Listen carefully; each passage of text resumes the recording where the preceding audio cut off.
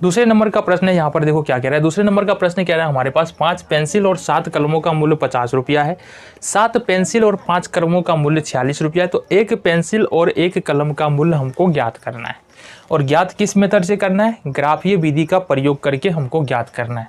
आज हम प्रश्न को देखते हैं। हमको पूछा क्या गया है? एक पेंसिल और एक कलम का मूल्य। हमने क्या बताया? हमने बताया कि दो चर वाले रैखिक समीकरण में प्रश्न कर रहे हो तो जो पूछा जाए उसको ही मानो चर। उसको चर मानने का मतलब, पूछा जा रहा है एक पेंसिल और एक कलम का मूल्य, तो अपने को क्या करना है? मान लेना है कि माना कि क्या पूछा जा रहा है? एक पेंसिल, तो एक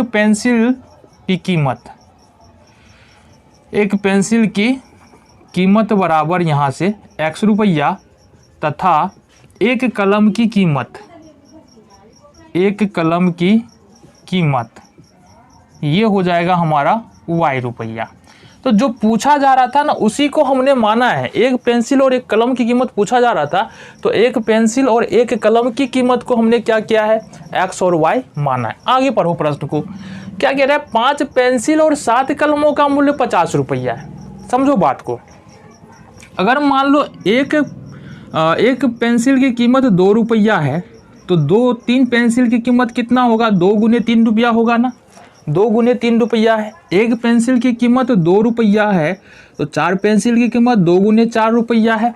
इसी तरह से अगर एक पेंसिल की कीमत x रुपया है, तो 5 पेंसिल की कीमत कितना होगा? x गुने 5 यानी कि 5x हो जाएगा। ठीक है। इसी तरह से एक कलम की कीमत यदि y रुपया है, तो अगर निकाल ले 7 कलम की कीमत कितना होगा? y गुने 7 मतलब 7y रुपया हो गया। ठीक है। प्रश्न में क्या कहा जा रहा है कि 5 पेंसिल और 7 कलम। ठीक है।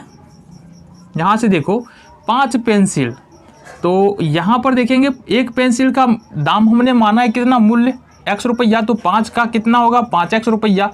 साथ ही साथ एक कलम का मूल्य y है, तो यहाँ पर कितना कलम है? 7 कलम है, तो ये होगा 7y रुपया। और दोनों के दाम को यदि जोड़ देते हैं ना, तो ये निकलता है कितना हो जाता है? 50 रुपया। ये समीकरण नंबर 1 तुम्हारा यहाँ से कंप्लीट हो गया। देखो बिल्कुल आसान है। फिर देखो यहाँ देखो 7 पेंसिल और 5 कलमों का मूल्य। अब देखो एक पेंसिल का मूल्य x रुपया है, तो 7 पेंसिल का मूल्य 7x रुपया, प्लस में एक कलम का मूल्य y रुपया, तो 5 कलमों का मूल्य 5y रुपया। ठीक है।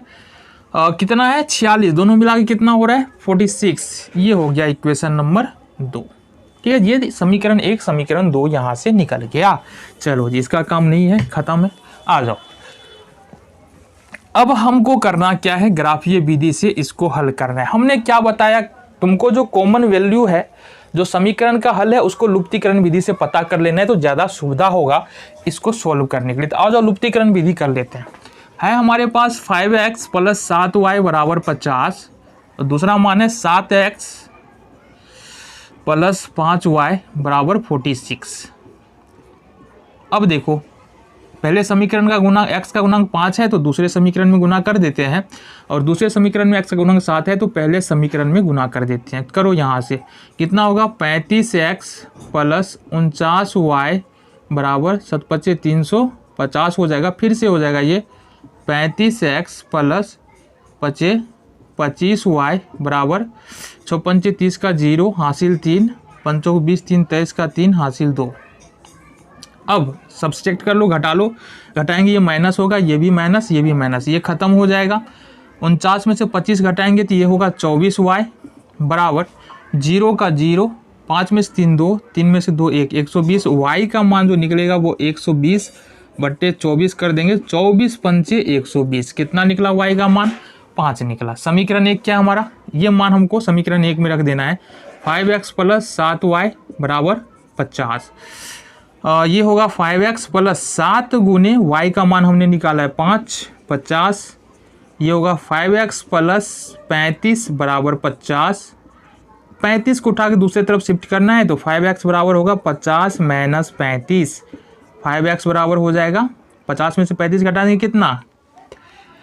15 होगा ना। x बराबर हो जाएगा 15 बट्टे 5, 5 दिया 15। तो x का वैल्यू 3 आ रहा है, y का वैल्यू 5 आ रहा है। तो ये काम अगर तुमको करना है ना तो इसको रफ वर्क में करना, रफ में जाकर करना, या रफ में जाकर के x और y का वैल्यू हमको पता कर लेना है। तो यहाँ पर हम लिख लेते हैं x बराबर जो है वो 5 निकला और y बराबर जो है वो 3 निकला। इसका क्या यूज है, इससे पहले वाले क्वेश्चन भी हमने बताया और अभी भी बताएंगे। अब क्या करना है, तुमको पता है कि ग्राफ खींचने के लिए कम से कम 2 मान तो चाहिए होता है। तो आओ समीकरण 1 से देखते हैं हम। समीकरण 1 से, समीकरण 1 है क्या, देखो यहाँ गौर से, ये हमारे पास 5x + 7y बराबर 50 है। अब यहाँ पर करना क्या है हमको, देखो गौर से यहाँ पर समझो, यहाँ पर करना क्या है। अगर हम x का मान 0 कर दे तो क्या होगा, 50/7 आएगा y, जो कि कटेगा ही नहीं। तो x का मान ऐसा रखना है हमको जिससे क्या हो कि ये y का मान जो है वो तुमको क्या आ जाए, y का मान तुमको बट्टा में नहीं आना चाहिए। तो क्या रख सकते बताओ। तो यहाँ पर जो पहला वैल्यू हमको रखना है x का, वो रखना है x बराबर -4। देखो x बराबर -4 क्यों रखा हमने, ये अभी तुमको पता चलेगा। देखो यहाँ पर क्या करना है, 5 और x के जगह पर क्या आ जाएगा, -4 + 7y बराबर आ जाएगा 50। ये होगा 5 4 जा -20 और +7y बराबर में आ जाएगा 50। यहाँ से इसको उठा कर अगर दूसरी तरफ हम ले जाएं, दूसरी तरफ ले जाएंगे तो क्या होगा, 7y बराबर 50 और -20 है, दूसरी तरफ जाके प्लस में 20 हो जाएगा। 7y बराबर हो जाएगा 50 और 20 कितना, 70। और y बराबर देखेंगे तो 70 बट्टे में हो जाएगा 10, 10 सत्ते 70। तो x का वैल्यू हमने क्या लिया था, -4, और y का वैल्यू क्या आया यहाँ पर, -7।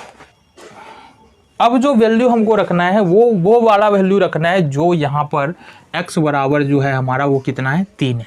ठीक है, 3 रख देंगे, लुप्तीकरण विधि जो हमने प्राप्त किया है। तो x बराबर क्या करते हैं अपन, यहाँ पर 3 रख लेते हैं। समीकरण क्या है हमारे पास, देखो समीकरण है 5x + 7y, 5x + 7y बराबर 50। यहाँ पर क्या करना है अपन को, यहाँ पर 5 और गुने में करना है 3 + 7y बराबर 50। इस तरफ आ जाते हैं चूँकि स्पेस कम है। यहाँ पर देखो 5 और 3 को गुना करेंगे, ये हो जाएगा 15 और प्लस में 7y का 7y हो जाएगा बराबर में 50 हो जाएगा ये। ठीक है जी, 15 को उठा के दूसरी तरफ ले जाएंगे, प्लस में है, दूसरी तरफ जाके क्या हो जाएगा, माइनस में हो जाएगा। ये 7y बराबर हो जाएगा 50 - 15। यानी ये हो जाएगा 7y बराबर 50 में से 15 घटाएंगे 35 हो जाएगा। और y बराबर लिखेंगे तो ये होगा 35/7। ये 7 × 35, यहाँ पर y का वैल्यू कितना निकल के आया, 5। तो ये पहले समीकरण के लिए है। हम बनाते हैं पहले समीकरण के लिए मान सारणी, क्योंकि अब इसकी जरूरत नहीं है, इसको हम मिटा दे रहे हैं।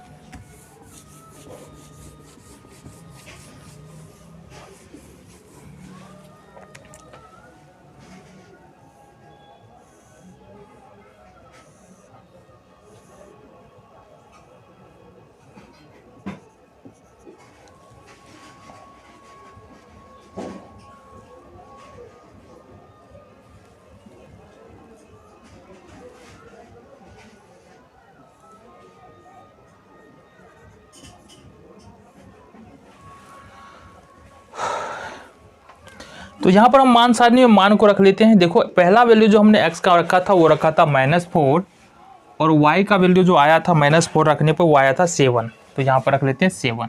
दूसरा वैल्यू तो हम यही वाला रखे थे 3 और 5। तो ये पहले समीकरण के लिए मान सारणी हो गया।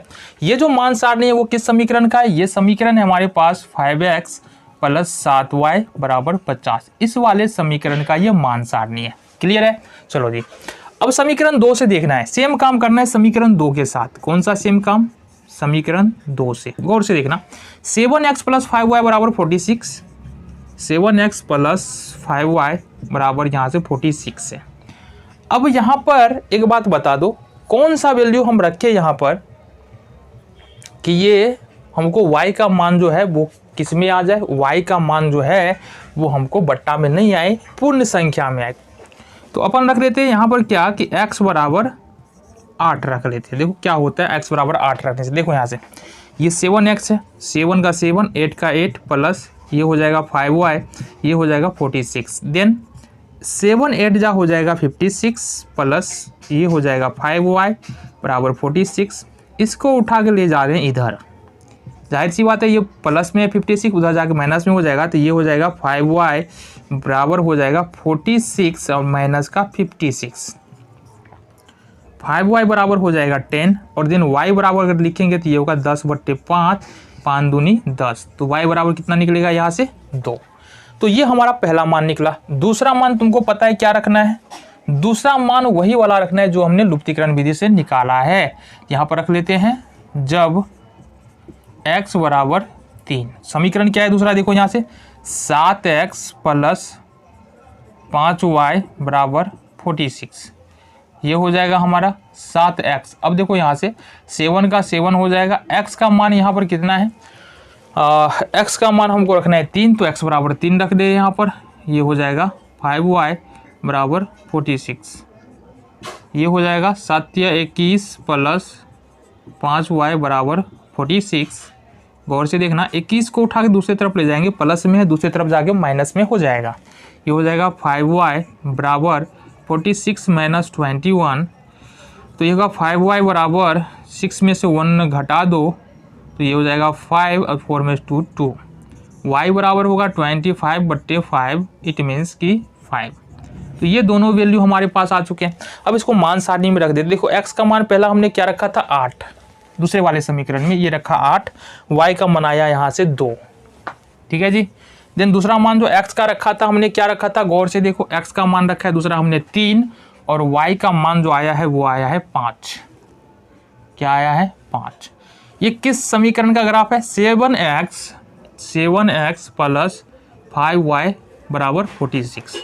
अब इसको हमको ग्राफ पे रिप्रेजेंट करना है, ठीक है। इसको क्या करना है अपन को, ग्राफ पे रिप्रेजेंट करना है। आ जाओ पहले समीकरण में देख रहे हैं, यहाँ पर पहले समीकरण में x बराबर कितना है, x बराबर क्या है -4। तो x का मान -4 है, +4 रहता तो इस तरफ जाते और -4 है मतलब 0 से बाएं साइड आएंगे, -4 मतलब इस वाले पॉइंट पर। अब गौर से देखना, हर एक पॉइंट को गौर से देखना, x बराबर -4 और y बराबर 7 है। देखो y बराबर यहाँ पर प्लस में 7 है, अगर माइनस में 7 था तो इसी पॉइंट पर से हमको नीचे चलना था। अगर x का मान -4 आ गया, यहाँ पर आ गया हम, अब अगर माइनस में 7 रहता तो नीचे जाते, चूंकि -7 कहाँ पर है, नीचे है। अगर अब यहाँ पर ठीक नीचे चलते जाना है, y बराबर 7 है, इसका मतलब ठीक इसके ऊपर जाना है उस पॉइंट पे जहाँ पर 7 है। तो देखो 7 कहाँ पर है, इसके ठीक ऊपर में जाएंगे तो 7 हमको यहाँ पर यहीं पर लगभग मिल जाएगा। तो ये जो पॉइंट है ये हो जाएगा -4 7। क्लियर है, देखो 4 के सामने और 7 के सामने, ठीक है जी। आ जाओ दूसरा मान क्या है 3 5, तो x बराबर 3 पे जाएंगे और देखो y बराबर जो है प्लस में 5 है, अगर माइनस में 5 रहता तो ठीक नीचे जाते, प्लस में 5 है मतलब ठीक ऊपर जाएंगे, मतलब यहाँ के ठीक ऊपर कहाँ पर 5 पर जाएंगे, यहाँ पर आ जाएंगे। तो ये वाला पॉइंट हो गया अपना 3 और 5, ठीक है जी। अब इस दोनों पॉइंट को मिला देना है, दोनों पॉइंट को मिला देते हम, ये तुम्हारा मिल गया, ये एक लाइन बन रहा है। ये जो लाइन है किस समीकरण के लिए, ये है हमारे पास 5x प्लस 7y बराबर 50, इस समीकरण का ये लाइन है। पहला लाइन बन गया। चलो जी दूसरा लाइन में देखें, दूसरा में है कि 8 है 2 है, यानी x बराबर कहाँ जाना है 8 पर यहाँ और 2 पर। अब y बराबर चूंकि 2 जो है ना वो प्लस में है, इसका मतलब हमको जाना पड़ेगा ऊपर, 8 से ठीक ऊपर जाएंगे तो 2 लगभग यहाँ आ रहा है, देखो यहाँ से ठीक सामने में और 8 के सामने में, ये हो जाएगा हमारा 2 और 8, 8 और 2 ना, 2 8 नहीं 8 2 हो जाएगा, ये हो जाएगा तुम्हारा 8 और 2, पहली बात। देन दूसरा जो लाइन है ना, दूसरा जो पॉइंट है हमारा वो 3 5 है, जो कि ऑलरेडी हम यहाँ पर दिखा चुके हैं। इस दोनों पॉइंट को क्या करना है अपन को, मिला देना है। मिलाओ इसको, तो इस दोनों पॉइंट को हमने मिला दिया। अब समझो इसमें पूछ रहा है कि एक पेंसिल और एक कलम की कीमत क्या है। तो जिस पॉइंट पे कट कर रहा है दोनों लाइन एक दूसरे को, वही एक पेंसिल और एक कलम की कीमत को बताएगा। तो वो पॉइंट कौन सा है, 3 है 5 है। ये पहला वाला होता है x, दूसरा वाला होता है y, मतलब एक पेंसिल की कीमत 3 रुपया और एक कलम की कीमत यहाँ से 5 रुपया तुम्हारा निकला। तो ये हो गया तुम्हारा प्रश्न संख्या 2, पहले का दूसरा भाग का।